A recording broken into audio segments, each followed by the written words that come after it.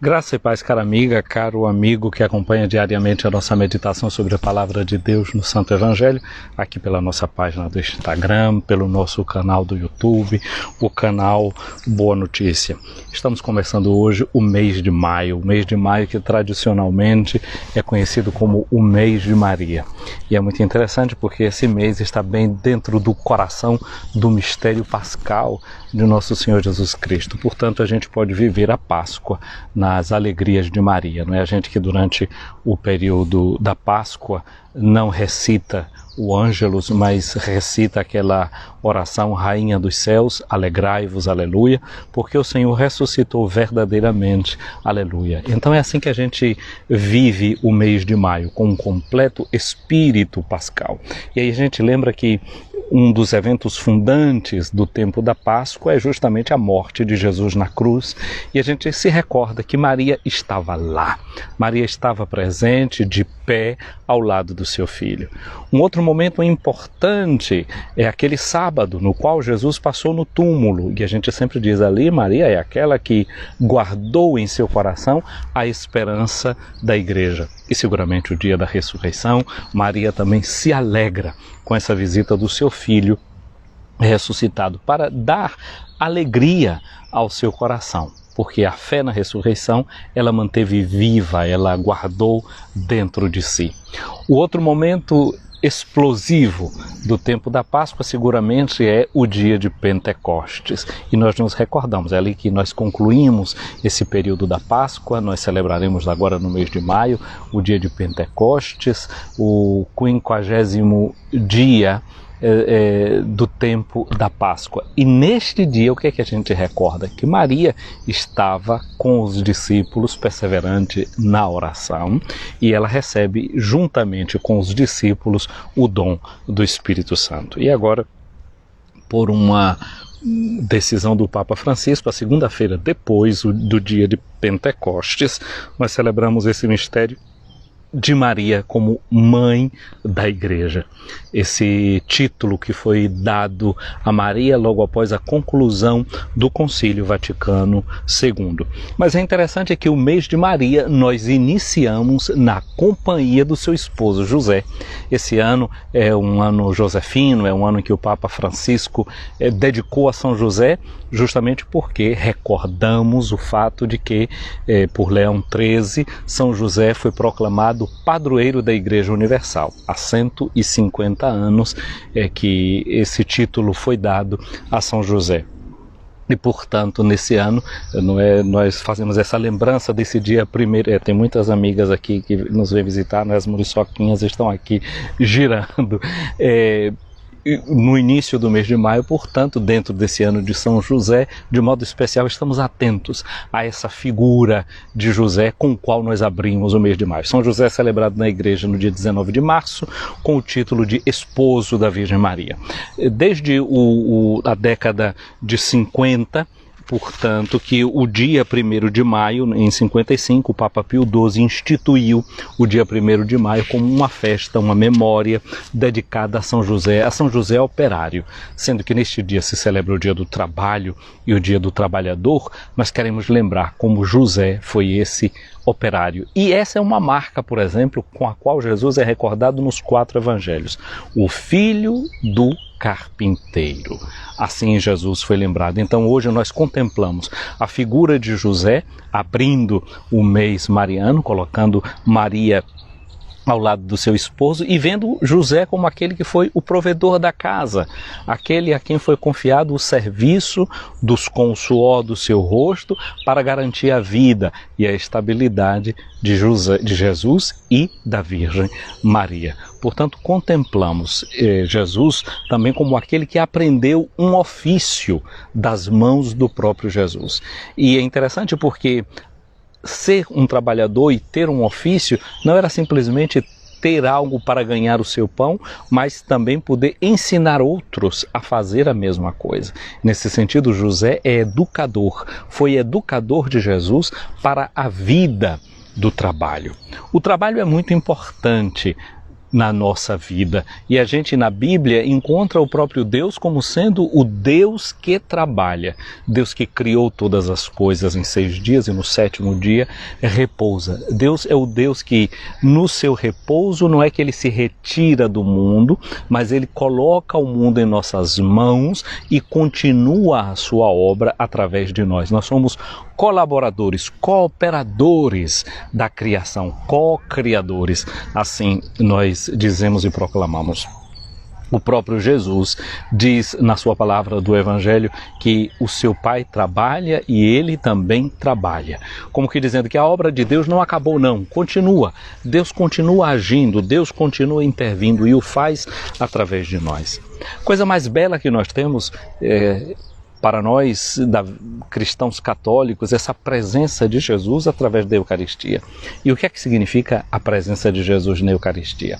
É a presença de Jesus através dos dons da terra, dos dons da natureza e também do trabalho do homem. Quando o sacerdote, em cada missa, prepara o altar com as oferendas, ele justamente toma o pão em suas mãos e diz: bendito sejais, Senhor Deus do universo, pelo pão que nós recebemos de vossa bondade. Ele é fruto da terra e do trabalho do homem. E agora nós os apresentamos e para nós ele se vai tornar pão da vida. A mesma coisa o padre faz com o vinho em suas mãos, bendiz a Deus pelo vinho, fruto da videira e do trabalho do homem, que para nós se transforma em vinho da salvação. Portanto, a Eucaristia é a síntese dos dons da natureza com o trabalho do ser humano. Aquilo que Deus entrega nas nossas mãos, que nós transformamos com o nosso trabalho e entregamos nas mãos de Deus. Portanto, aqui nós encontramos a raiz e a espiritualidade do próprio trabalho.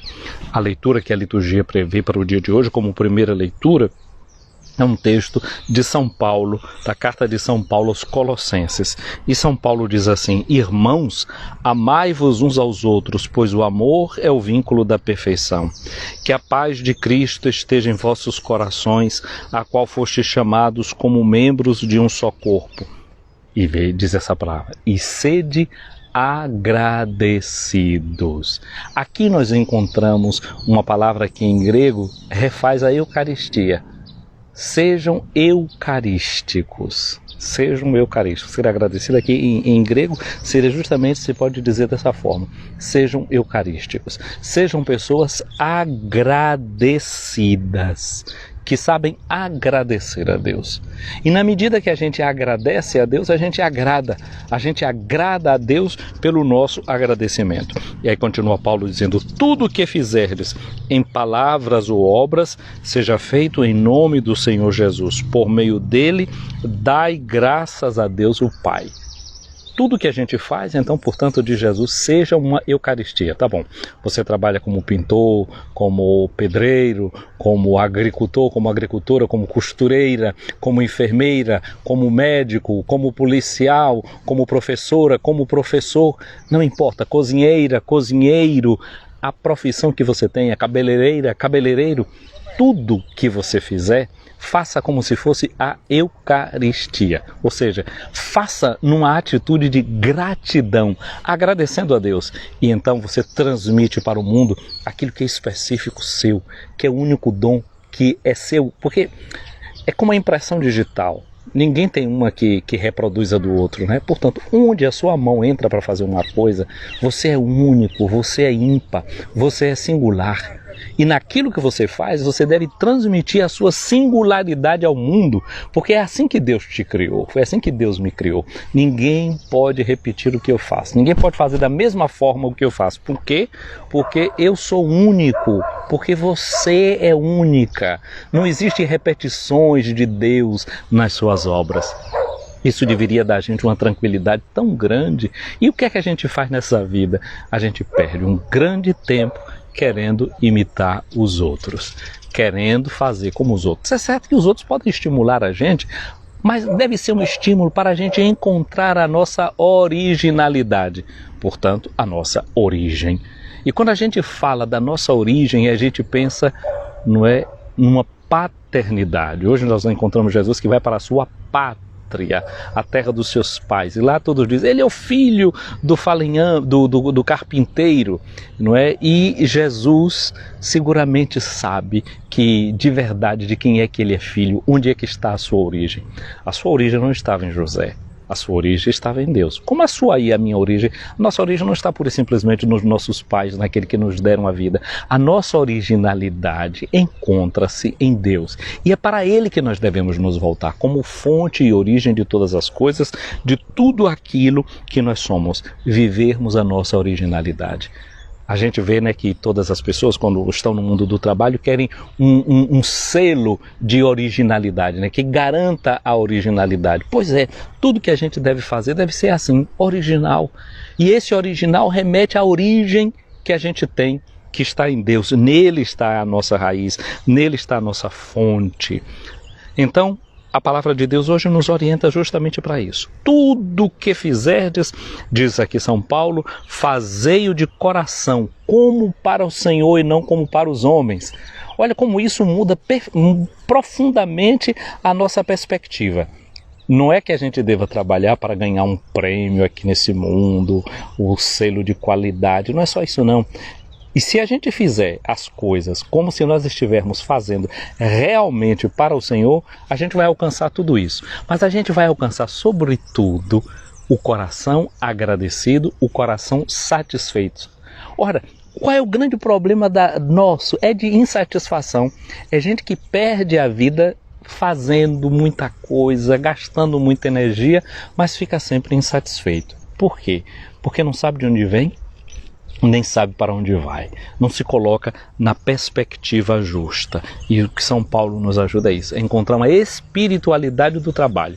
Tudo que você fizer, faça não para agradar aquele seu cliente, o seu patrão, a sua patroa, não. Faça como diz São Paulo, para agradecer o Senhor, pois sabeis que recebereis do Senhor a herança como recompensa. E aqui o toque, não é? Servir a Cristo o Senhor. Aqui está a direção do nosso serviço, aqui está a direção do nosso trabalho. Cristo o Senhor. O Evangelho de hoje justamente nos fala, Mateus capítulo 13, versículos de 54 a 58, de Jesus, não é, que vai à sua terra, à sua pátria, Jesus que ensinava na sinagoga e que as pessoas ficavam admiradas, não é, com o que Jesus fazia e diziam, de onde lhe vem essa sabedoria e esses milagres? Na semana passada, ou há 15 dias, eu participei de uma live, de uma formação da livraria Paulus, aí de Salvador. O tema era o ano de São José. E eu me lembro que uma das perguntas que alguém fez, lendo esses textos que são chamados de evangelhos apócrifos, que falam de São José e de Jesus quando era criança, etc.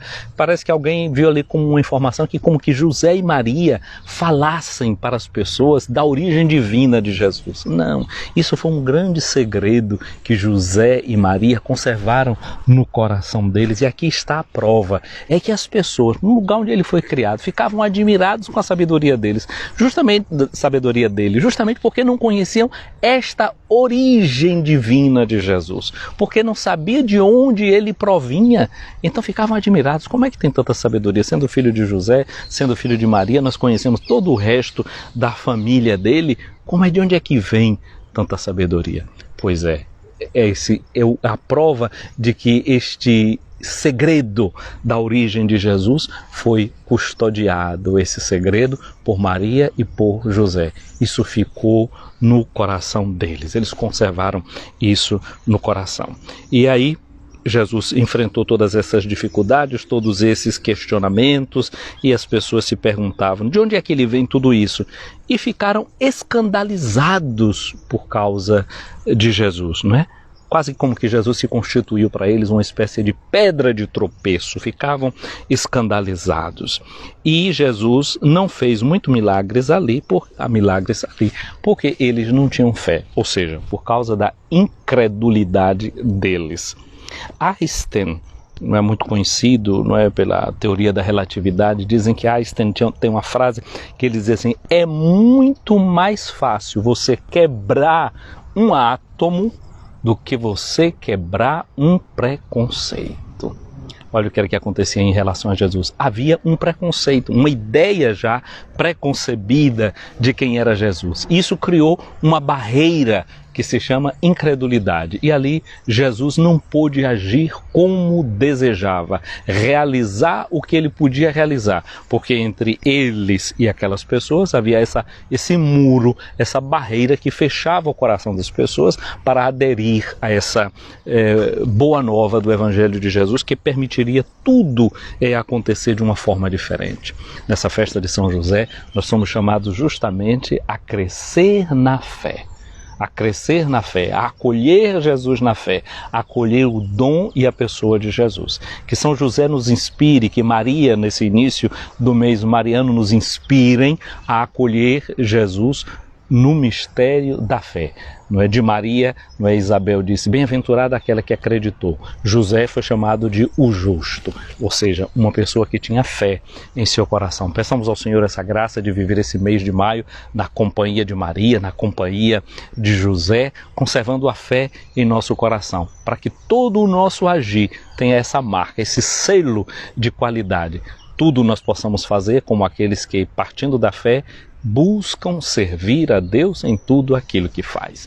Quero saudar vocês que estão aqui assistindo no meio da madrugada brasileira esse nosso vídeo aqui agora, e é você que vai assistir esse vídeo aqui salvo no IGTV e depois no nosso canal do YouTube, o canal Boa Notícia. Quero abraçar aqui algumas pessoas que eu estou vendo aqui, que acenam, que estão nos acompanhando, a Vani Brito, a Ed Andrade, a Mi Costura, Emília, um abraço grande, colega minha de escola, a Vani Brito, Raimunda Batista, Moura,